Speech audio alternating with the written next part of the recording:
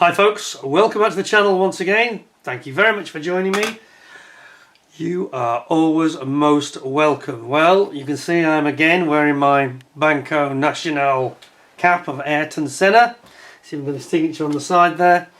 And this is part 2 of our Senna versus Prost twin videos. Basically, really, because we're just coming up to the 30th anniversary of the death of Ayrton Senna, and I thought that something I wanted to do a historical talk, and I wanted to do this kit review of the MENG MP4, the all-conquering McLaren Honda of 1988, which won every single race apart from one.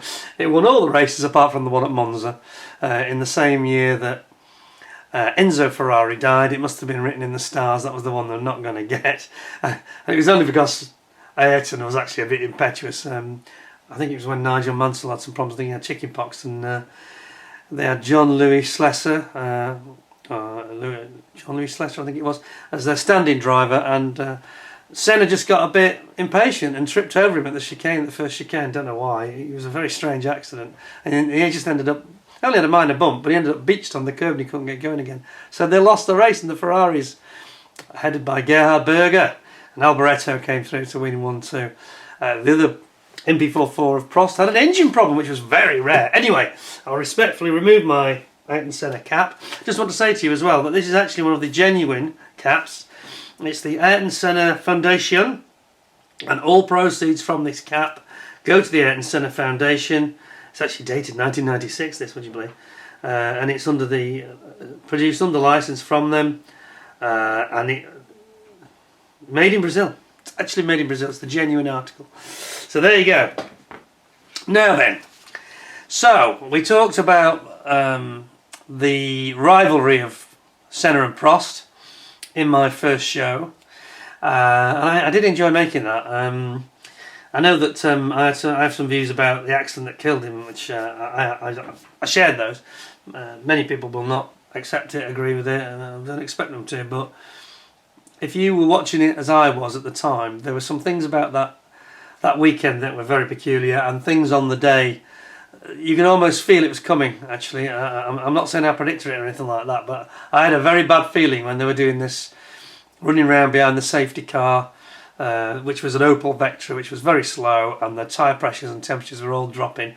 I mean, they were driving at road speeds. It was crazy. They should have just stopped the race and as I said, cleaned all the debris away, which I think is what caused the accident, because I'm convinced he had a slow puncher, and that made his car not have its normal ride height, and that led to all the other problems with the sparking and then understeering off the circuit. But anyway, we'll not dwell on that. We will today talk about this incredible car. Now, I mentioned that there are actually 2 videos that JM on Cars, James Martin, not to be confused with the famous chef, he has this great channel about basically a car channel, and he did these 2 videos, and he did 3 videos actually. The first video was an interview with Steve Nichols, and there was a team under Neil Oatley, who's like the head engineer, that designed this car under the overall technical guidance of Gordon Murray. There's actually a lot of argument about who actually designed the car, which is a bit unfortunate. I'm not going to get into that because I don't know. But you should definitely watch these. There are 3 videos. I won't recommend the first one with Steve Nichols on his own, only because it's a bit long and there isn't a car, so it's a bit heavy. Steve Nichols is a brilliant guy, absolute genius, and I like listening to him, but I think some people might find it a bit heavy going. So there's a second video where it's him, Neil Trundle, and is it Martin, the other technical design guy? My memory's going. But the 3 of the critical team who were involved in creating the car, they do this, and they have the car with them, and they talk about the car in depth. And there is like I think it's an hour and 16 minutes. There's then a director's cut that's over 2 hours. And this is, if you love this subject, you're going to want to see that one, because they go into every detail, showing you how the gearbox was created, because the gearbox was very complex. The whole thing is very low lying. Well, we'll get into the model in a second, obviously. But so basically, when Murray came across, having been hired by Ron Dennis to be the designer for '88, he'd been involved in this very low lying design, Brabham BT55, which wasn't really a great success. and sadly actually was involved in the accident in which Elio De Angelis lost his life in testing at Paul Ricard, although most of the blame for that has got to lie with the circuit because the safety precautions were woeful. But anyway, it's a very low lying car, and at the same time McLaren with their previous, the MP4, the MP4-3 I think it was, the 86, 87 car, that actually already got this lower lying design. You can see it emerging already, but the problem that they had was they had the Tag Porsche engine, which was much higher. It was about 30% higher in terms of its height, so they couldn't go as low as they wanted to, and this is something that Steve Nichols talks about in great detail. So this is why I'm going to put links in below this video, or at the end. I'll put you a direct link at the end, because this is so good and so connected with this subject. I think it would be churlish of me just to put my own stuff up at the end, because I think at least one of those videos I'm going to put up as a direct link, and I'll put the others, all of them, underneath, so you can go and really fill your boots with the glory of 1988 McLaren, Ron Dennis's team, his brilliant drivers, and this wonderful car. Anyway, I was just saying about, so they had this new, what basically happened was Ron Dennis did a deal with Honda, and they took them away from the Williams team. I don't know how he managed this, but they were taken away from Williams, who'd had them for 4 years, I think it was. 85, 86, 85, I think, was it 84, 85? They certainly had them in 85, 86 and 87. And he got this deal, and of course it was almost a oven-ready package. The only thing that was different, well, not the only thing, but the main thing that was different for 88 was the regulations had a small change, and it was of course the final year of Formula 1 turbo cars before the regulations were going to ban them, and they're going to have to go back to normally aspirated engines, which a lot of people, kind of me included, I was actually looking forward to, and I love the sound of the V10 and V12 engines were much nicer, I thought. But anyway, these were very powerful, of course, and they were quite good on fuel. So to control and make a bit of a halfway house, because in 88, of course, people like Williams ran the Judd, which is a V8, and other teams like Tyrrell were running V8, I think they were using Cosworth. But to make it fairer, they reduced the performance of the turbo cars, Ferrari and McLaren especially, by they'd already introduced in 87 a pop-off valve which reduced turbo pressure. In fact, it reduced the pressure into the plenum chamber in real terms. So they had a 4 bar pressure limit, maximum intake pressure. And for this year, 88, they reduced it again. I think previously they'd had twin pop-off valves. This time they only had a single pop-off valve, and it was a maximum pressure of 2.5 bar. So quite a big drop in pressure. So the engineers at Honda and McLaren had got to engineer their way around this to make sure the car was good enough on fuel and gave the performance they wanted. And they kind of got the balance just about perfect, and that's why it's so successful. I'm trying to remember if there's any cases when it ran out of fuel. I think there may have been one, but it was very rare compared to the previous years. Anyway, so they ended up with this smaller engine that was much lower centre of gravity. They then had this very courageous design of a gearbox, which is a 3-shaft gearbox. Very complicated and very risky and potentially a weak point. It could have been an Achilles heel for them. And they developed it brilliantly, and the overall construction of the car was so well done, you know. And yet you'll have seen from those photographs that I showed, there was a photo I took myself, where the driver seems to stick right up. You know, there's no protection at the sides. You can see the driver's shoulders, the sides, quite plainly. So perhaps not the most, not the safest of designs. And of course later, as we have today, we've got all sorts of driver protection. They've got crash protection for the head and the shoulders. They've got the halo and all this kind of stuff. Well, then they were just sitting up, you know, and the car would almost look too small for the driver. That's how good it was. Anyway, without further ado, I won't do a rerun of what's in these technical videos, because these men that are far cleverer than I, that created this machine, and it's just, if you're finding what I'm saying interesting, you should really check it out. They went into details about just about everything, how the gearbox worked, the problems they had, how they got around technical issues, and how they made this car so superior compared to their competition. So, we have here, I'm just going to have a quick slurp of my Honda mugged coffee. Powered by Honda, see? Nice one.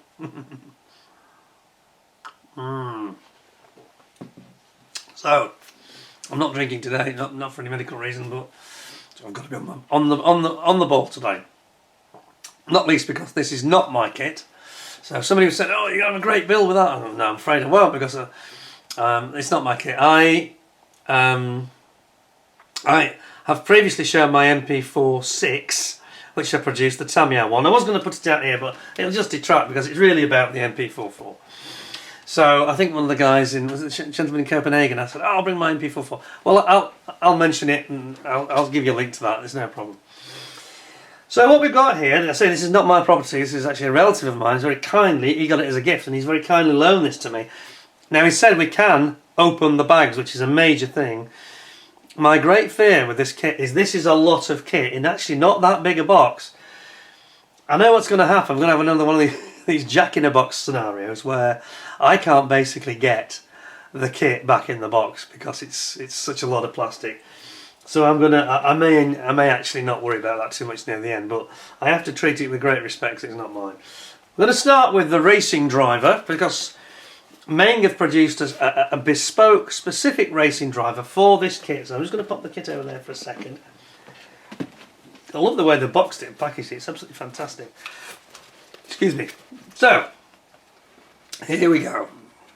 So this is our MENG, either Prost or Senna. By the way, just one thing I should say as well, just when we're talking about the drivers and their seating position. They had to be reclined to make this car work because it's so low lying. They had to literally be reclined almost as if in the bath. And Prost did not like this. He liked a very upright driving position. He always did. He was known for it, and he wasn't very keen on this. They found ways around it with different types of seat and padding and things. And he wasn't mad keen on it, the fact that he had to almost lie down. Senna was much more comfortable with it, and he was taller anyway, so he kind of had to. I think Prost's problem was he felt because he was shorter, a lot shorter. I mean, he must be nearly a foot shorter than Senna. And he didn't feel it was, he'd rather have been sitting up again. But he does, if you look at the drawings, which Martin, the technical guy, did a lot of the technical drawings. You'll see this in the videos that I'll link. And he actually shows that when Prost is driving, he does actually sit more upright than Senna did. They didn't have the same driving position. Interesting stuff. Anyway, let's get into this. So we've got here the bespoke, for this kit, bespoke MENG driver, Formula 1 driver. And it's item number SPS090 for RS004, which is the Racing Series 004. So let's have a look at what we've got here. I think the F1 fans amongst you are going to absolutely love this. They really are. So we've got some lovely decals, which I think we might just have a quick look at first. Now we've got some staples, so I'm going to just bear with me. Say this isn't something I've had a chance to remove in advance. We'll have a look at these decals. See what we've got here now. Look at this. So we've got Prost, we've got Senna. Which will it be? Look at that. So we've got Prost on the right, Senna on the left. And basically you achieve Senna's yellow and green helmet by having a yellow helmet with the green decal on it. You see that? Banco Nacional graphics, Marlboro graphics. I think the Marlboro is actually for the chest of the driver, if I'm not mistaken. And the badges that go on the flameproof overalls. There's Prost's typical, got a little French flag, and we've got Senna's typical Banco Nacional and Boss logos for him. So yeah, aren't those nice? That's MENG's own decals. So we've got the instructions here. Let's have a look at this. Sure enough, here we go. So it shows Senna in the recline position, or you've got the Prost option here. Prost helmet on the left and Senna's on the right. and then shows it from the rear. So obviously you've got this, there's a black stripe and a green stripe for the helmet. Prost's, yeah. Well, that's interesting, because Prost's, they don't give you a decal for Prost's blue bit, which is odd. No, there's no decal for that bit, or this bit, strangely, which I'm a bit surprised about actually. Anyway, so there we go. That's how it will look when it's finished, and here's how you're going to create it. So you've got a helmet, and you've got the eyes and nose of the face that just slots in, and then the visor, and then you've actually got A or B. So A, does it say which is which though? Because it's not making that very clear to me. There's two versions, but it doesn't seem to tell you which is which. Oh yes, I understand now. I think there are two helmets. We'll get into it. Yeah, there are two different helmets, and it's to do with the style of the graphics on the helmet. So I think style A is Senna and B is Prost. Let's just have a look and see if I'm right. Because it's a little bit, it's not, well, we've talked about these instructions sometimes from the Far East, haven't we? Many times we've talked about it. Let's just see what we've got here. Take there. And there are quite a few parts. Let's not lose any of these. Oh my goodness, yes, there are indeed two helmets. Okay, so it does become clearer now, so let's zoom you in. So when I was saying that there's no graphics, you obviously have to paint it, the blue graphic that I said was missing on Prost's helmet. You paint that basically. So this is Prost. So this is the bit that would be blue. It's very nicely formed, I've got to say.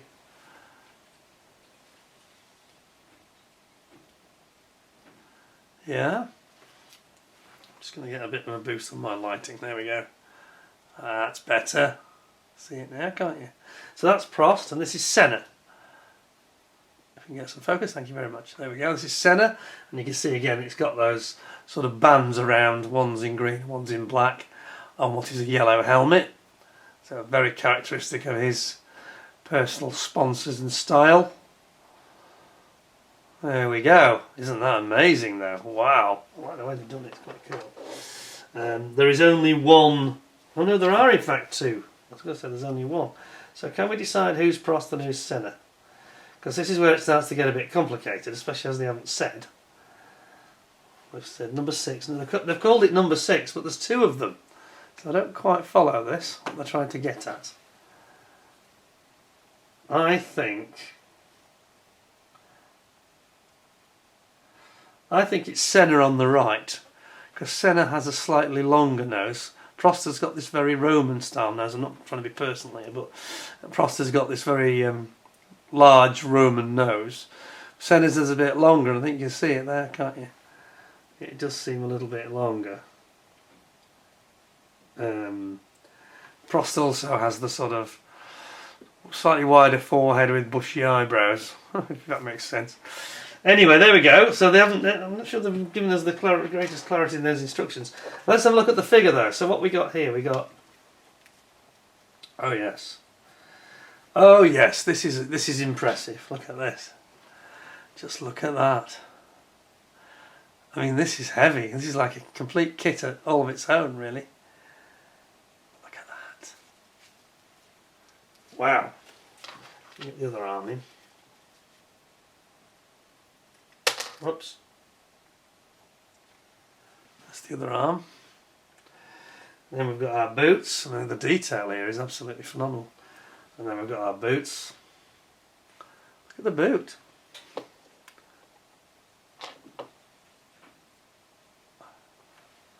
Look at that with the right, the lacing. It's incredible. That's fantastic.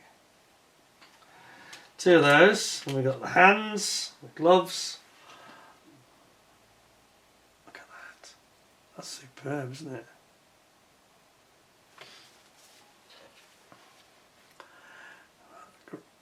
Grasping the wheel, yeah. Those are fantastic. Really nice figure. And then what have we got? Oh, and then we've got some seat belts. Very delicate, I have to be careful here. I'm going to have to be careful. Very gentle with this. So it looks like we've got resin seat belts, moulded resin seat belts. And the visors. Well, I've got to say the visor's not the clearest. It's not the clearest visor, plastic I've ever seen. I thought it would be a little bit, well, it's quite frosty, isn't it? I thought it was going to be a little bit clearer than that. Yeah, so you've got two types of visor.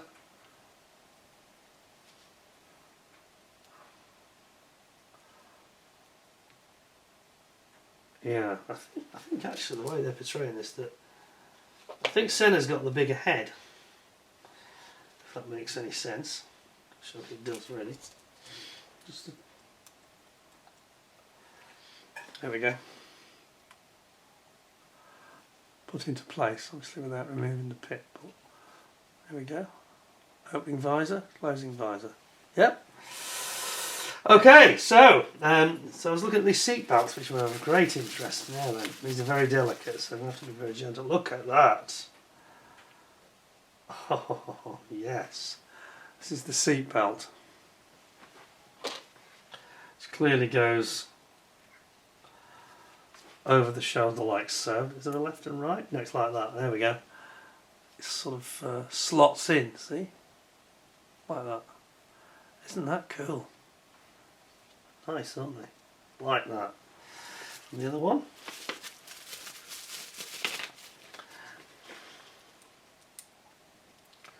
There we go. Other one's in as well. That is just amazing. Love it. Love it, love it, love it. Beautiful. Put those back very carefully.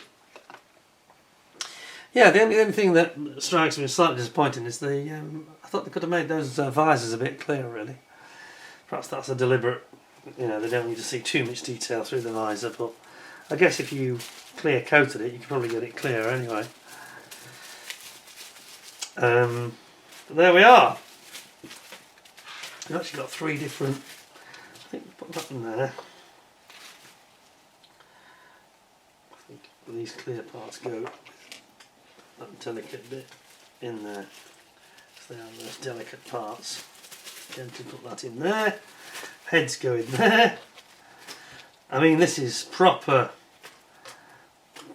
figure painting you're going to need to do here. But the beauty is, you don't need to be a good figure painter to achieve success here, because you haven't got to worry about the skin tones, because there's only a tiny bit of the face and that's it. So I don't think you know, it's not going to require you to be a super duper figure painter to get a great result here, which is always good news. So nothing to hold us back. So put that figure in there, this body in there, like that. That is lovely, really nice. And I've got to tell you, it's not cheap. I think this was retailing for about £35–38 for a figure. Yikes. But it is very beautiful, and there's, you know, there's quite a lot of resin in there. You know, it's not going to be cheap to produce something of that standard, is it? Ever. Very impressed with that. So that's a good start. So that's the first part done. Time for a slip of coffee before we really get into the main event. So, what does it say? So this is, as I mentioned, it's Race Series 004. We've got some lovely artwork on the side. You can see how very low lying this car is. It's very low profile. And it says here, oh, it's quite, I wish they hadn't made this quite so tiny, but anyway, this is going to take a bit of reading, I'll tell you. It says, this is a 12 scale, precision scale model of the legendary F1 racing car from 1988. Steering wheel and front wheels are connected by the steering mechanism, and they will rotate in its linkage. The RA168E 1.5 litre V6 twin turbo engine and matching transmission are realistically represented. Front wing assembly is removable for separate display. The carbon nose box designed for improved racing safety is removable. The car's upper body is injected in one piece.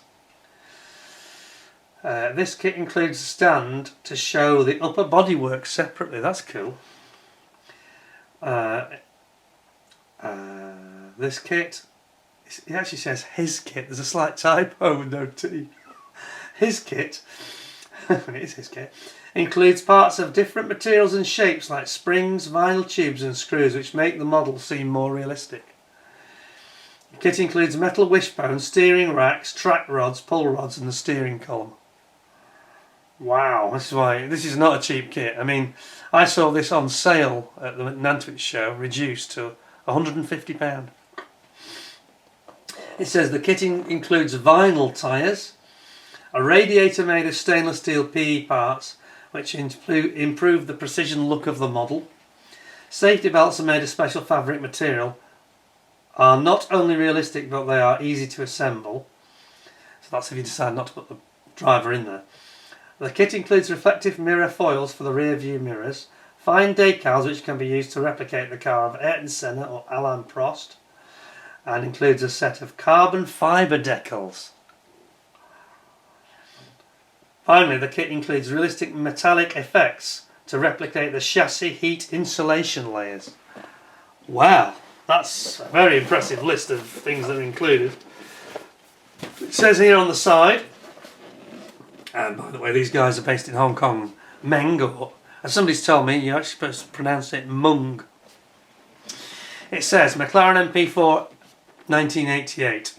This was the championship winning car of the 1988 Formula 1 World Championship, and it's one of the most successful cars in the history of Formula 1. Driven by two legendary drivers, Ayrton Senna or Alain Prost, it won 15 of the 16 races. Beyond the excellent car design, the amazing Honda RA168E 1.5 litre V6 turbocharged engine was indispensable for this proud achievement, delivering both extreme power and reliability with reasonable fuel consumption. The strong allegiance between McLaren and Honda kept together the extreme control of the two legendary drivers. That's not what I was telling you the other day, but anyway. In '88 they had extreme control most of the time. This makes the McLaren MP4 an eternal classic in the history of motorsport. Well, there you go.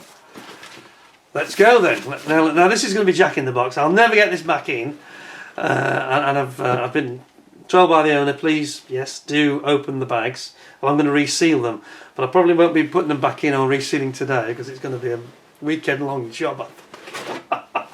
Right. Oh, look at the book. It's huge. Oh my lord, that's like a full book. Let's look at that first then. Let's just put the parts to one side, because yeah, that's going to be a little bit of a challenge for us, isn't it? So let's get the book out. Zoom you in on this. Isn't that nice? I have to say that people that have actually started, that have already got this and have started building it, do seem to speak very highly of it. So we've got the sort of starts with the sprue map, so to speak, showing the engine parts, and then we actually start to build the engine. So it goes straight into it. So let's zoom in on this. Let me just have a good old gulp of coffee, because this is going to be. I hope you've all got yourselves a drink and some snacks, because it's going to be a long one. I'm afraid this has got a lot of parts.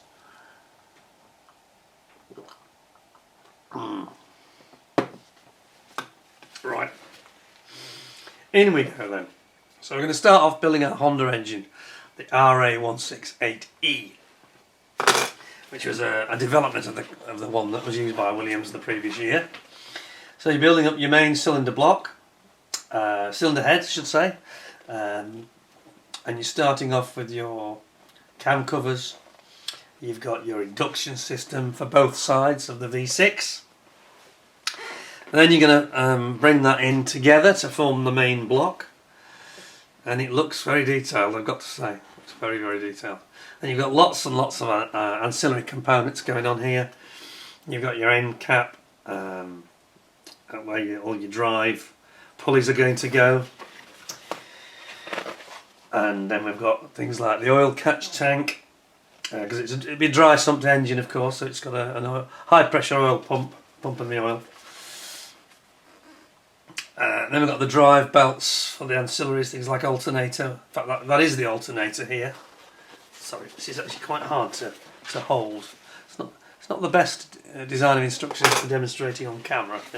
There's your alternator, part E19. And then you've got your drive belts to go on the alternator there. You've got this multi-plate clutch, triple plate clutch, which is very, very small. I think it was the smallest one that we've seen in Formula 1 at this point.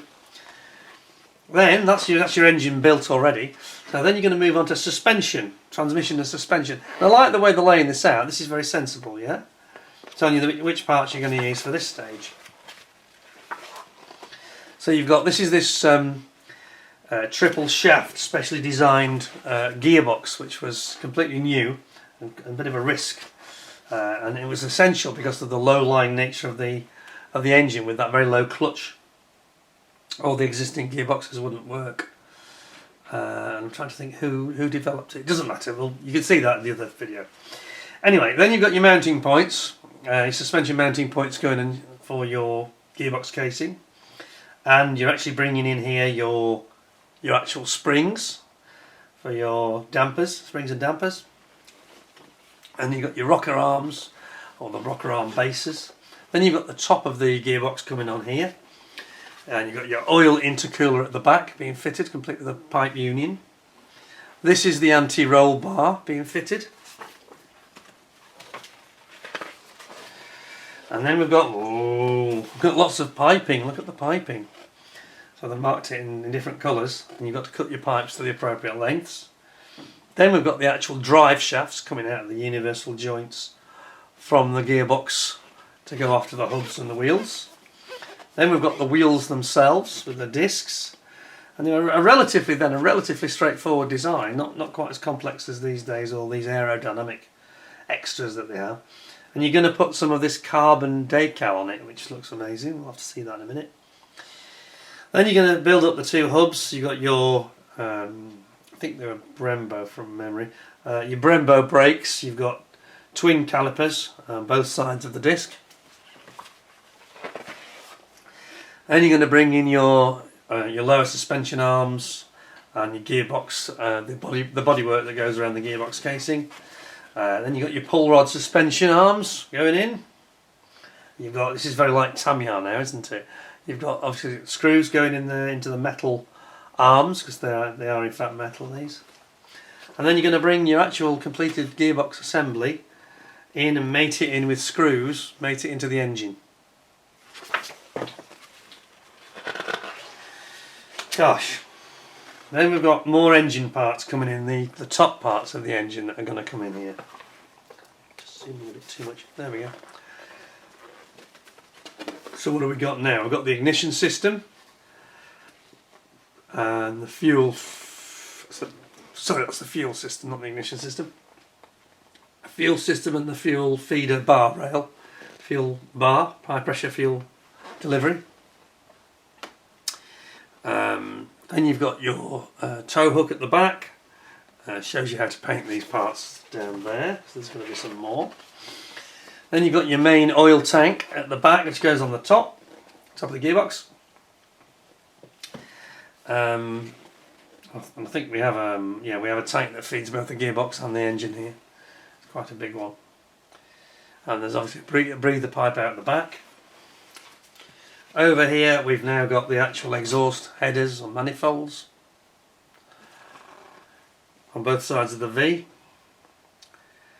And now we're going, this is actually the start of the turbo assembly, in fact. So it'll be the exhaust turbine you're looking at there, here. Cockpit, we now jump to the cockpit. Let's start building up the cockpit. So you start with your driver's seat, putting in your seat belts. That's if you're not putting in the figure, obviously.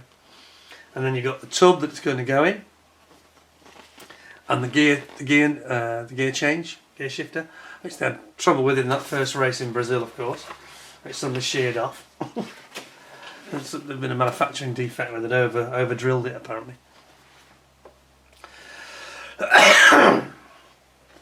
Then you got your belts going in and fixed into the back of the tub, and you got your brake. I think that's the brake bias lever, which goes in on the right hand side. Then you're bringing in your tub. Now here's your monocoque tub, and you're going to cover it in all the carbon fibre decals. So yeah, that's going to be interesting. You're going to make sure you get those decals to stick down really well, and then you're going to screw in your driver's seat into the tub. Then we're into the front suspension. So this is the mounting points for the front suspension, which had these vertical shockers.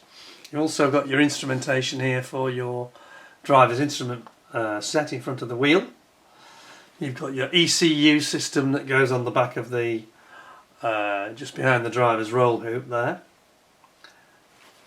and you're putting in those instruments thus. Then we've got this is the metal rod it talked about. This is the actual steering column with a gear on it, which is cool. There's going to be metal parts. That's going to be excellent. Then you've got the steering column, basically, haven't you? The steering rack, I should say, at the bottom. You've got your brake fluid and clutch fluid containers there, just beyond the end of the tub, beyond the driver's feet.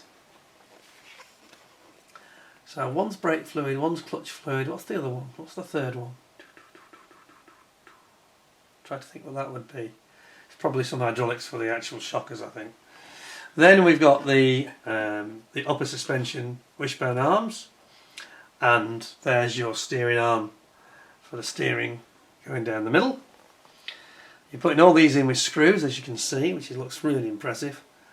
And then you've got the inner carbon skin of the tub going in,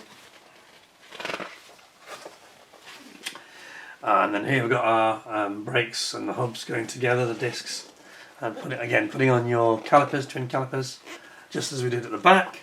Then those come on and get fixed into the end of the suspension arms, and it's all connected with the track rod and connected into the steering mechanism. Then we've got our steering wheel, which you're going to attach onto the column, and it shows how to align the front wheels correctly. Then we've got the floor of the monocoque tub, and then we're into the air intakes for the engine and radiators. I like the way they've laid it out, it's really good. So we've got, you're going to build up your intake sections for the position of the radiators. Then the radiators themselves go in there, which I think have got PE, yeah they have PE as the surface to make it more realistic. Then you've got the intercoolers, the second radiators for the turbos. It's an IHI turbo system, twin turbo in this car. And then you're fitting all those in complete with all the control units, cooling control units that operate the valves and things. They're all going in there on the other side as well.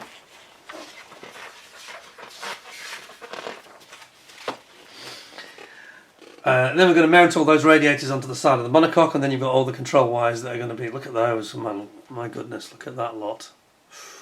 Lot of wires, make sure you get that right. And then you've got the various connecting hoses there. Then we're going to look at the floor. So that the entire floor is screwed in, which is again very Tamiya-like, isn't it? And you've got your diffuser at the back here, as you can see on the right.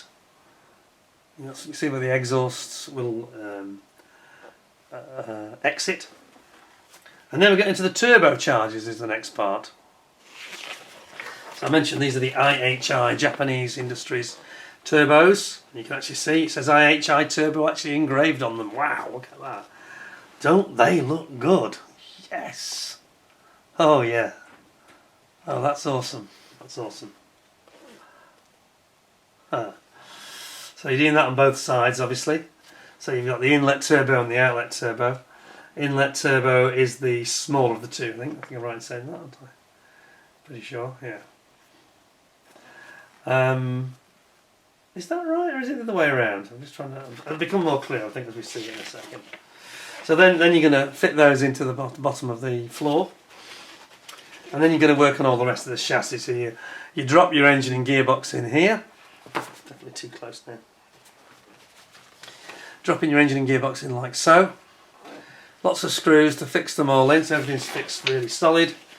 Then I mentioned about the FIA pop-off valve, which controls the turbo boost, complete with its FIA sticker on it. Can you see that?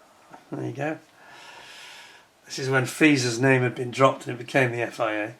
So this is now they do say that this is how they gained a little advantage by the position that McLaren used here. Gave them a slight benefit in that the air was cooler that was going into the valve, and that it's alleged that maybe they got a little advantage out of this in terms of power. Anyway, then we're going to bring that in, all that assembly, the pop-off valve on top of the plenum chamber. That goes in there onto the top, onto the inlet system, and then you've got all the engine mounting bearers that are going to go between the chassis and the engine. Then you're going to build up your nose section here. Don't forget there's lots of carbon fibre on there. You've got some sort of control actuator there. Screws for screwing in your nose section. Then we've got the rear wing. I'm going to build up the different elements. Carbon fibre covering on it. And then we've got the lovely, the famous McLaren orange-red colour, the Marlboro colours. All your elements going together, and then it comes down and gets mounted like so. Then you're going to build up your front wing time. Let's get the front wing together. Fairly straightforward front wing. It's not the most complicated, this design this year, compared to what they're like now. It looks very straightforward really. And that then it's going to clip in. More carbon fibre decals, of course. Oops, I'm too far. And then you're onto your upper bodywork, and this is where we've got this great big single section upper bodywork, all in one piece. You've got your little vestigial windscreen which has the Tag Heuer decal on it, and your inlet, exits I should say, for the radiators, for the hot air coming out of the radiators there. And then you bring your top body down, building up your mirrors, putting in your reflective mirror foil on. Then you've got these rather nice little stands. I just want to say, I actually saw those stands at Silverstone in 1988 in July when I was there on the Friday, and they were indeed on those exact stands as they've depicted. I've seen them. I've actually got a photo somewhere. I'll have to dig it out sometime, but anyway. Then you've got your telemetry transmitters for the engine here, which gives data back to the pits for both the pit radio and engine telemetry. Then you're onto your wheel, almost through it there. You're onto your wheels, building up your wheels. Very lightweight alloy wheels. Are they from NI? I can't remember who made them now. Tyre valves going in, popping those onto the actual car. And that's basically it done. You've got your own little wrench that puts them on there. And then that's it. And then it shows the full parts sprue tree right at the end. For some strange reason. I don't know why MENG do this. Put it at the end. I'd rather have that at the beginning. But anyway, we'll get into that later. There's the colour call out showing you have the choice of Ayrton Senna is number 12 and Alan Prost was number 11. It only shows 12 in this case, but there we go. Well, that's quite a mighty... Wow, that is a mighty old book. Look how thick it is. I feel exhausted. I haven't started yet. Right then, what I'll do, I shall pop that over there. I think it's going to be okay. And now the hard part begins, because we're going to look at the plastic and it's going to get very tricky. So, I'm allowed to cut these bags open. I'm going to do that with great respect, so it will take a little bit of time.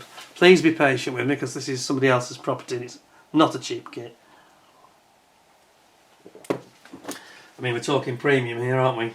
So, I'm going to have to do a lot of cutting to get into these.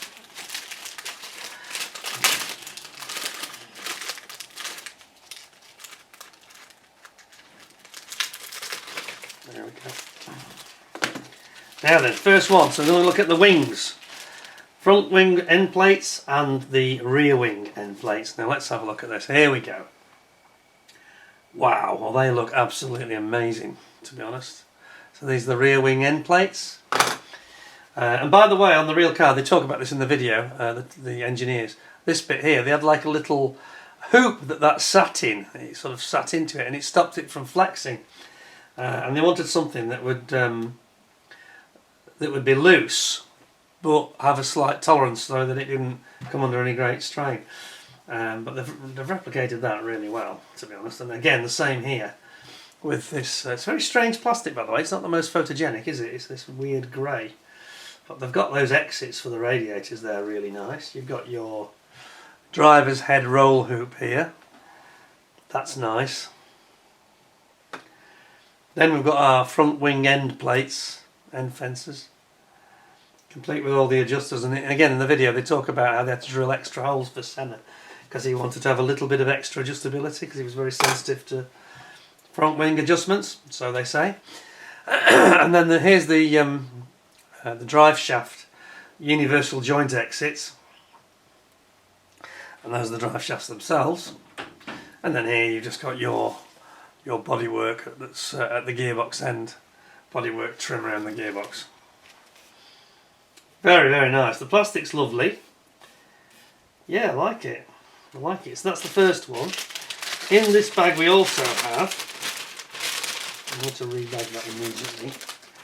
What I mustn't do is have loads of bags left at the end. Oh, I'll never get started repacking it. Now put the ones I've seen over here. Now here is the... Oh, here we go, we can see this one. Now look at this. This is the little vestigial windscreen that has the Tag Heuer logos on it. Look at that, isn't that a beauty? It has this sort of lovely lip shaping to it, can you see, for aerodynamics? Just so that the air just suddenly flips up over the driver's head without interfering in the airbox. And they did quite a lot of research into getting that right. But that's beautiful. MENG do beautiful clear parts. It's not completely distortion free. You may not be able to tell that unless I just... But it's very, very sharp and crisp. And it has the Tag Heuer logo on it anyway, so that's not really a problem. I think we'll just wrap that over like so. So that is the first sprues, and so far it looks absolutely stunning, to be honest. Next one. Sorry, mustn't have this green screen, that's a really bad habit of mine. Now we're getting some of the sort of engine gearbox parts. So let's see what we got here. This bag's not quite as generously proportioned, so we'll have to be a bit more careful.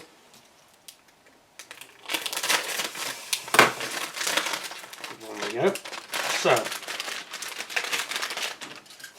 we have here the basic engine block, the main block I should say. And also we've got the wheel hubs, excuse me, wheel hubs. So this is sprue F. Yeah, that's very nice.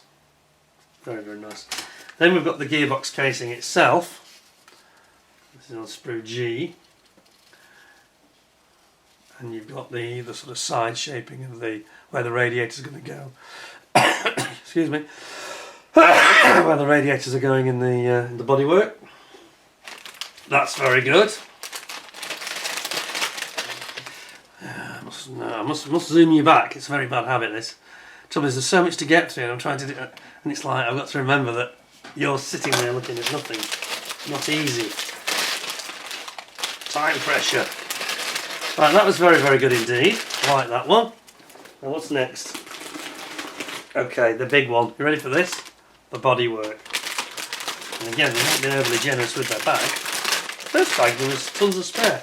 And now they're not doing that anymore, which is very annoying.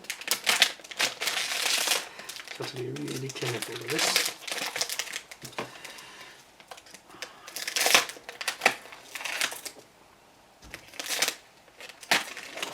There we go.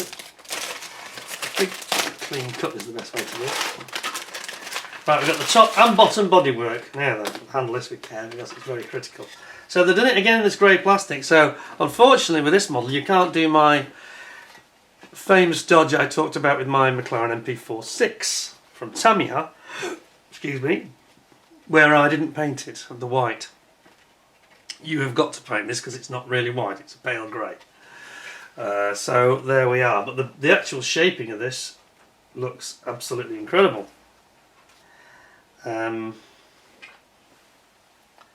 Looking at it, is there a slight warp in it? I think there's a slight warpage in this actually. There's ever such a slight warp. I think there is. I'm going to show it you. Just noticed it then. See what you think. Can we see that? That is slightly warped, isn't it?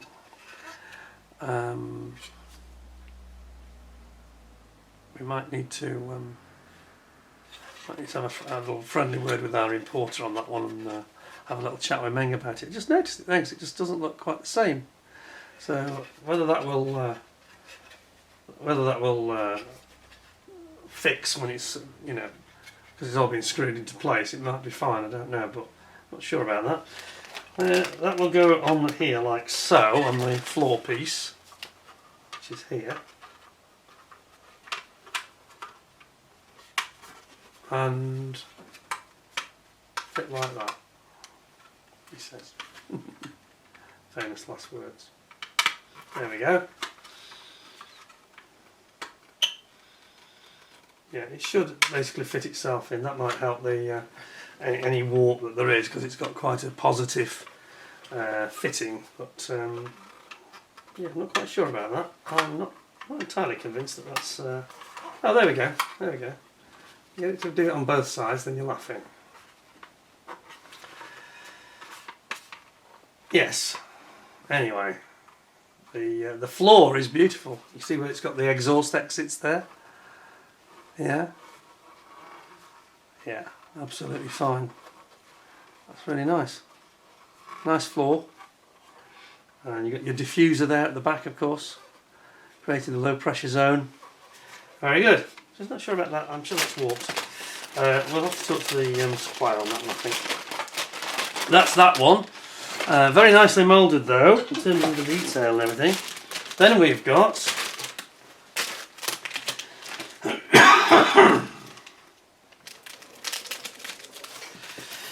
we have here the elements for the wings and the tub and the seats. So here we've got the front wing, all in one, and I think this screws in ultimately, doesn't it? Front wing element. See that? See the aerodynamics of it? Yeah, that's very nice. And then we've got basically your tub for your driver's seat tub in the cockpit. The seat itself, and the floor, central floor area, internal floor, and then you've got the internal side sort of bulkheads inside. This is the rear wing. I think that's the rear wing main element. And then you've got the section, the nose section here of the nose boxes, so to speak. And that's the top of it, and that's the bottom of it. Very nice, no problem there.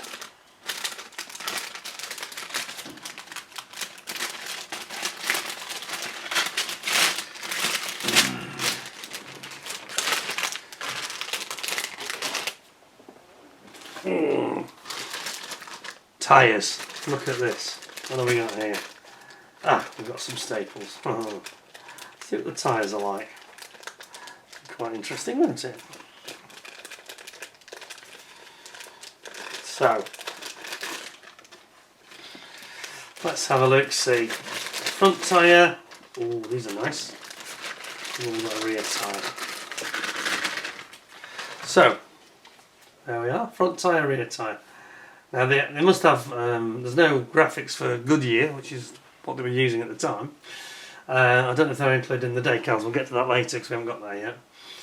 But they are, yeah, they're probably nicer than Tamiya's actually, because they're a little bit less, the mould line's not as obvious as it normally is on Tamiya. You can see that those are quite chunky. yeah, that's fine. I like those. Say I don't think they're normally engraved Goodyear, they're just sprayed on anyway. But we'll see when we get to the decals whether that's included or not. Failing that, what you really want is actually for this to be a paint mask for the Goodyear logo. I think that would work the best actually. To spray it on like they do in real life, they just put a paint mask across the sidewall and spray it with white paint. And I think that would work really well. That's that one. Over there. That one goes in there. Right, getting down there.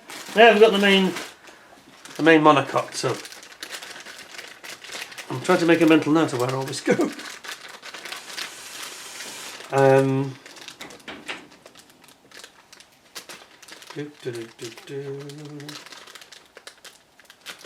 More darn staples like Tamiya, aren't they? Must be a disease that they've caused. Don't like staples. Right, here we go. Now this, of course, a lot of this you actually cover with this carbon fibre finish, which I think is in the decals. But this is nice. Very, very good. Look at that. You can see here the top of the mounting point for the adjusters and the torsion bars for the shockers, where the shockers go vertically on this design. On my MP4 the later car, they go down the nose, like almost horizontally down the nose. Yeah, that's very, very nice. Cool. Excellent. No problems there. Looks nice.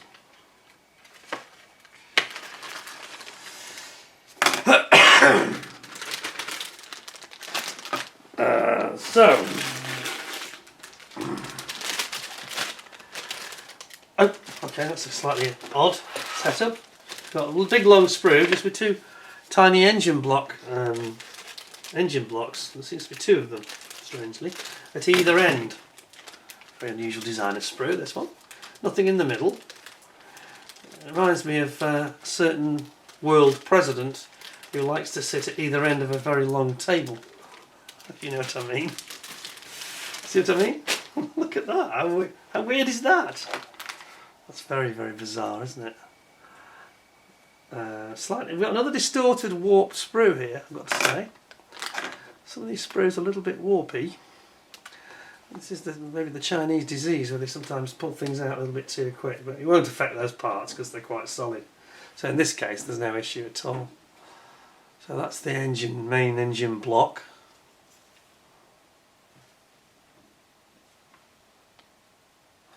Yeah, and I think that they are. I don't think there's an option there. I think that's the same thing basically.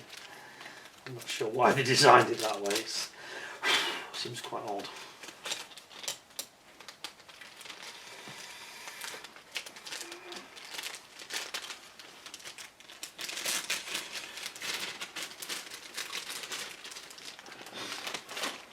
Right, now then we've got the front wing elements. Just right, use my trusty ruler on this. Get nice and straight.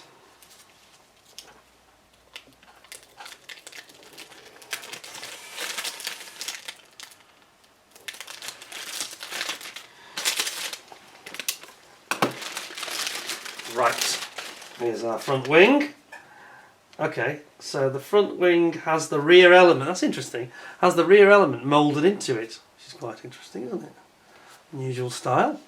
See that the shaping of the front wing with the pointy nose. Not sure what those two panels are. Where do they go? I'm not sure what those are, these panels. And I think this is actually part of the, confusingly, that's part of the rear wing elements, in fact. I think it's the middle rear wing, yeah. The middle and the back rear wing element, these two. So they've got a bit of a mix of front and rear there, which is slightly confusing, but anyway, not to worry.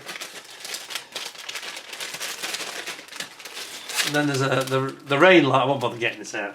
The rain light, again, big sprue for a tiny light in the middle. Oh.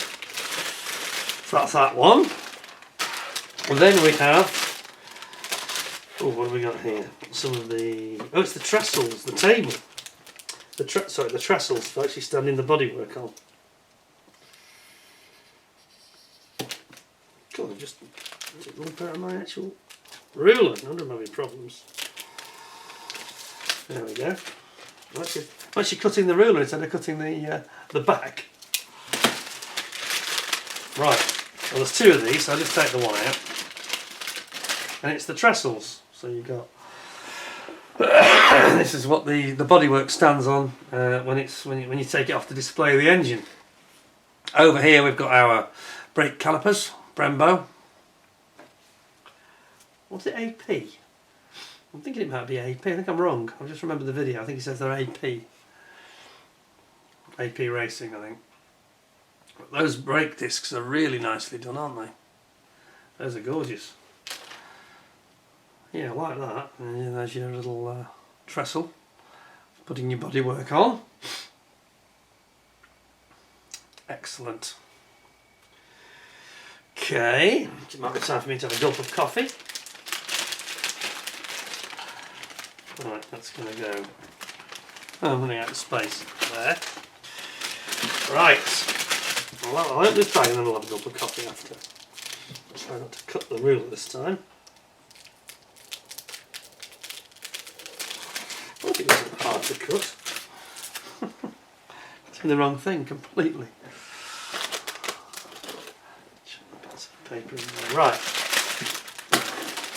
Now then, we've got the main plane of the rear wing on its own here.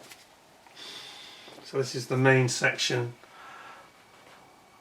the lower part of the rear wing, the lower part of the upper section of it. You know what I mean? The main body of it is what I mean. Okay. So that's up. Then we have our beautiful engine, and here we have this plenum chamber that has the pop-off valve from the FIA. Plugs into it here at the front. And we've got our superb Honda engine. Excuse me. There we go. Isn't that nice? Yeah, you can just make that really pop, can't you, when you highlight it with silver. And same over on this side here. Then we've got our multi-plate clutch. Isn't that nice? 3-plate clutch.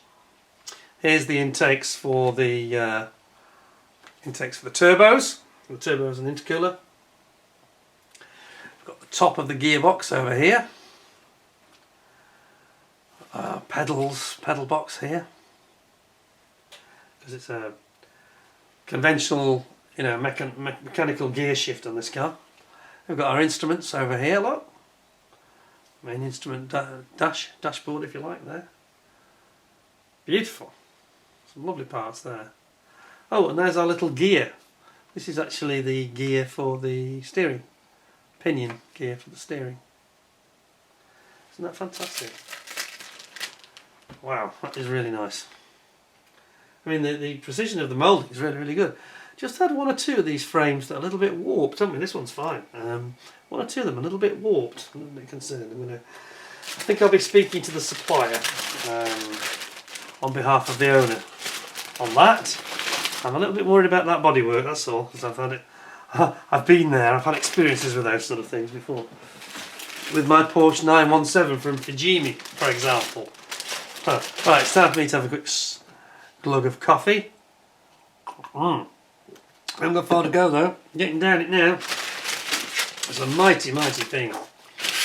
Absolutely incredible. So, we've got more engine parts coming up. Here we go.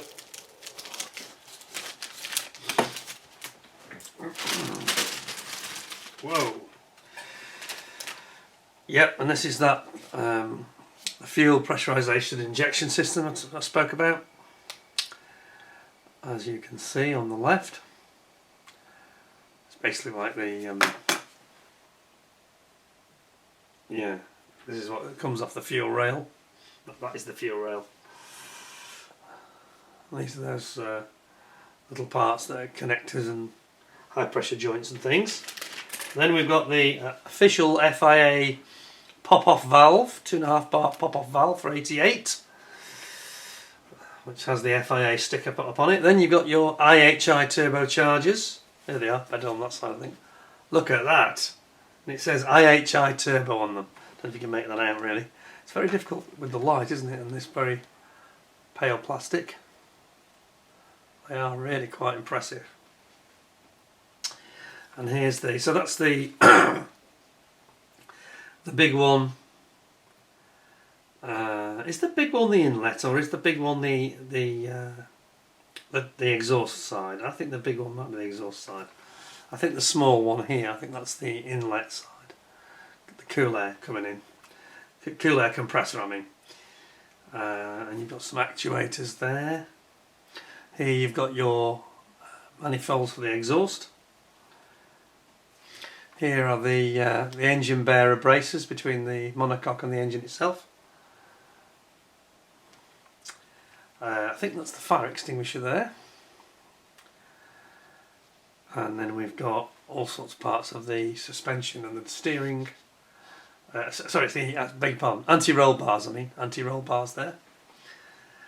And then the radiators, which have got PE frontage to them. Very, very nice indeed.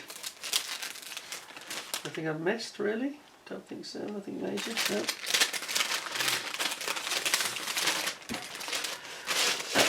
Right, just bear with me a tick.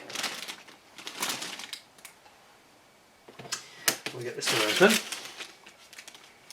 It's a mammoth kit. This is going to take more than a couple of weekends, I'll tell you. It's a big project, this. It's a bit like my Mosquito. Bit like the Mosquito. Right, here we've got the actual engine. I've got the engine cylinders. That's incredible.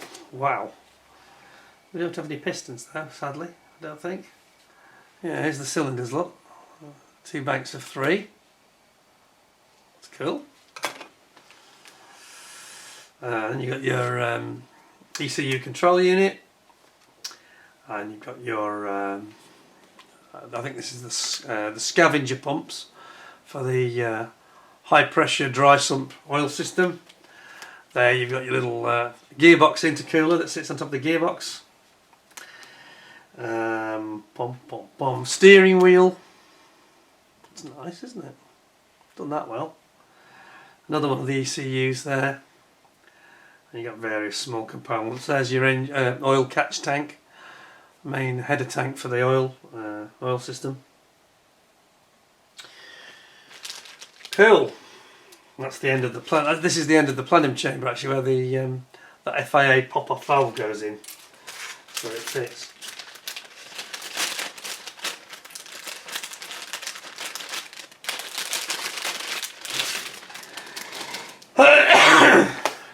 So, what does that leave us with? Bear with me 1 second. We've got some wheels. And these wheels, of course, well, I'm surprised they've got staples in them. How lovely. Managed that. Don't even know how the staples have gone in there. It's very odd. I've got a slight problem here, folks. I can't even see how they've got that staple in there. It's really weird.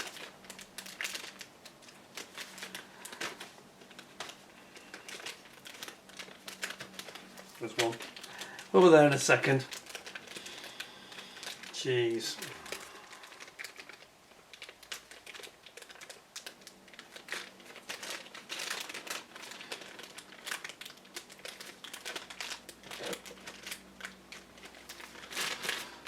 Okay, here we go. So we've got front wheel and a rear wheel. And there's obviously a duplicate of this, but isn't that nice? Hey. I can't remember. I think they're NI wheels. NI wheels? I think it's NI. That produce these for McLaren, if I'm not mistaken. It's either them or Speedline. Look at the depth, aren't they nice? Get those sprayed up in the semi-gloss black and be away. Fantastic.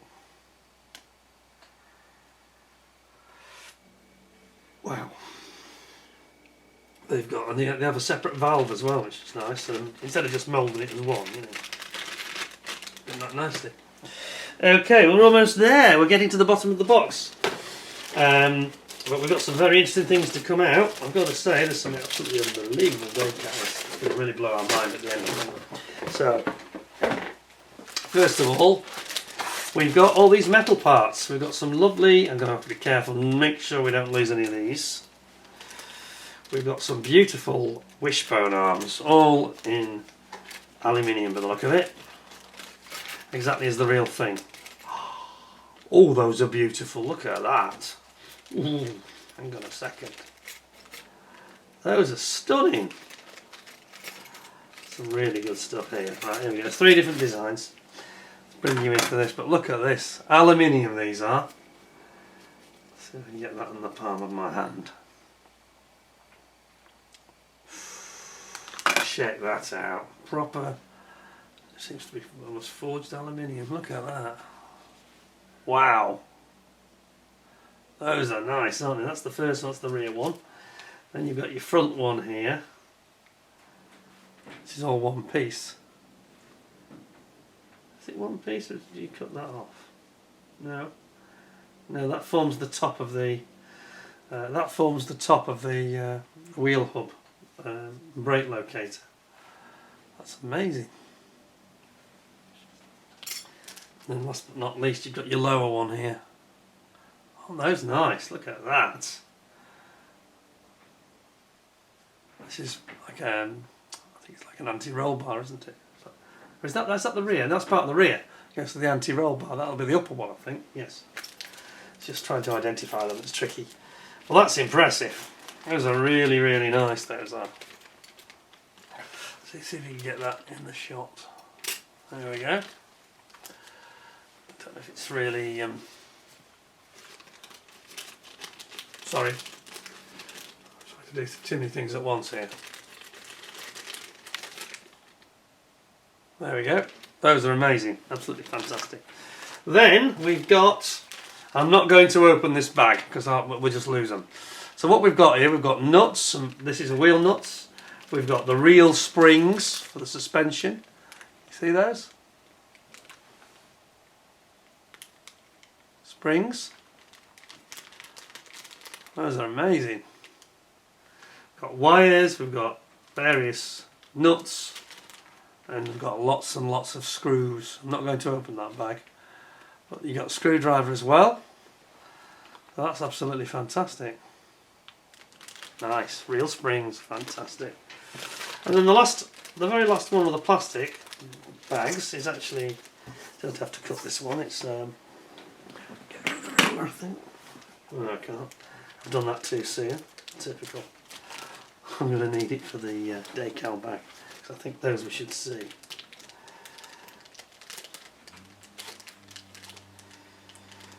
Get the little staples out. 2 of these that are identical, so I'll just pull one out.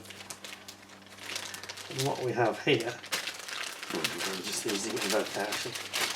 What we've got here basically are the intakes for the brake cooling system on the wheel hub. Scoops for the brakes basically. See that?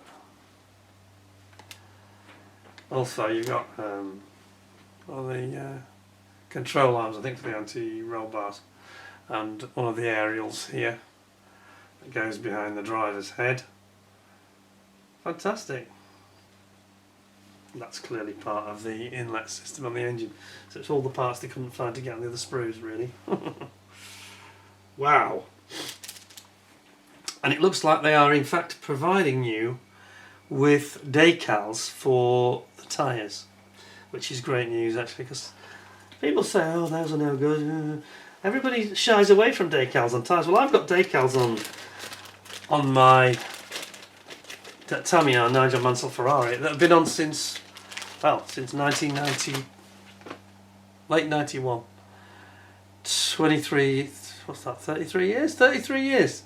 A third of a century and they're still on there. So I wouldn't be too shy about using the decals, which are easy and quick. Chances are you can always replace them, you know. all the faffing around you'll do spraying. There's enough spraying on these models without doing any excess work, I think. So I would recommend you just use the ones provided, and here they are. Now this is going to be something else. I think it's going to be incredible. So here we have, let me handle these. So here we have what I'm talking about. These are the Goodyear stickers, the little decals that are going to go on the tyres. Go to maximum zoom, I think. There we go, Goodyear. So I think they'll be fine, to be honest. I'll just go with those.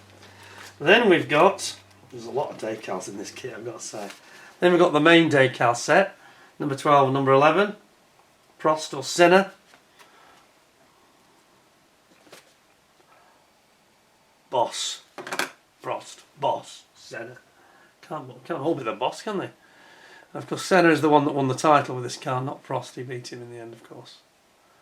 Not least because I think a big factor was they had a couple of races, didn't they? Which I didn't discuss in the other video. They had a couple of races this year where they had a complete disaster. Well, both of them had a disaster in Italy, of course. Senna had a disaster in the first race when he got disqualified, got no points there, and then Prost retired after about 2 laps of the British Grand Prix in the pouring rain. So you can see that they both gave up valuable points for different reasons. Anyway, I digress. Where it says McLaren, by the way, obviously they're not allowed to do this tobacco sponsorship, and it would have said Marlboro. You can always buy aftermarket Marlboro ones, but it would appear like this at the British Grand Prix and the German Grand Prix anyway. So don't be put off by that. The only difference is, I think, I'm thinking back to my photograph, did it not have some chevrons on it? Did it have some chevrons on it? I'm trying to remember. Because they tended to go with a chevron design. But I don't know if they hadn't dropped it in it yet. Let's just have a look. My photo will tell us. That's all we need to do. Look at my photo. Where is it? Where is it? Where is it? Where's my photo? Yes, I'm right. Okay, so this is what we're looking at here. Whoops.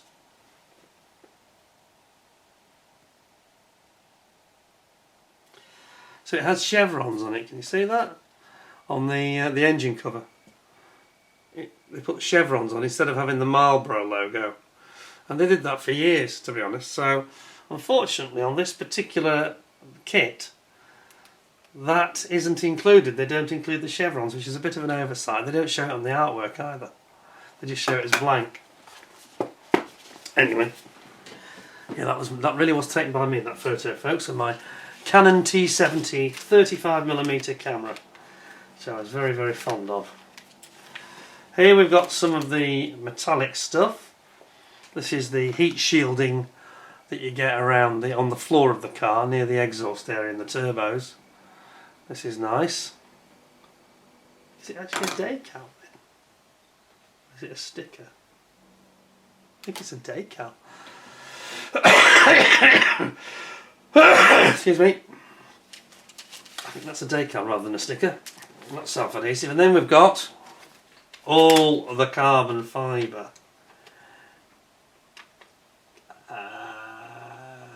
I'm not sure how much I like this. It's not very carbon fibre-y looking. It's just black. Is it? I wouldn't say that looks particularly like carbon fibre to me. Not sure. What do you think? It seems to be black. There's two sheets of it as well. There's one there, and there's another one here. There's a lot of this stuff, carbon fibre, allegedly. Ah, no, hang on. Okay. No, right. No, that's just the black where it's not as obvious. Here's the carbon fibre effect. Here, can we see that? Now we're talking. Now we're talking about carbon fibre. And it is like carbon fibre. It's just really fine. I'm wrong. You've probably seen this better than I am, because it's really hard to see up close. But it actually has got a carbon fibre grading to it. as the other, though, 'cause it didn't look like it had. It's not as obvious on this. This doesn't seem as good to me. It doesn't seem as obvious, the graining. It's really hard to see it. It's more obvious in some areas than others. On those wings it's not very obvious. But over here you can see it a little bit better. Curious. You see it there? Make it out there? Yes, I think so. Interesting. Anyway, you certainly get plenty of stuff with it. And they put this, they got this protective sheet on it. Very, very nice.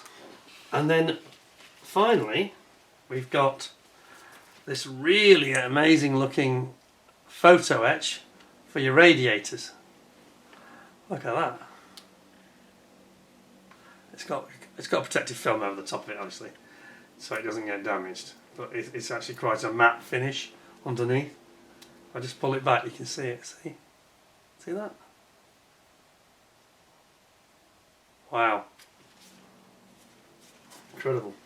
And then we've got the material for the seat belts finally. And that is the last. This is a self-adhesive. It's actually a fabric. Interesting. Wow, there's a lot of elements to it, aren't there? This is a multimedia kit. This. Ooh, I feel exhausted having been through all that. So that's all your decal pack. And there's a lot of it. There seems to be another one there I've missed. A little tiny one. What's that? Something they've forgotten probably. Oh, it's the mirrors! Last but not least, your rear view mirrors. Look at that.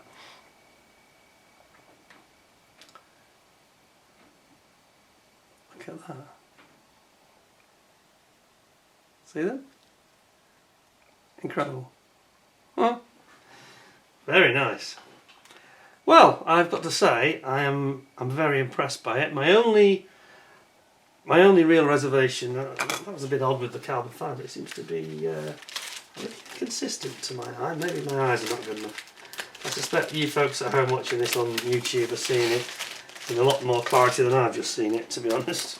But my only, whoops, just bear with me a moment, folks.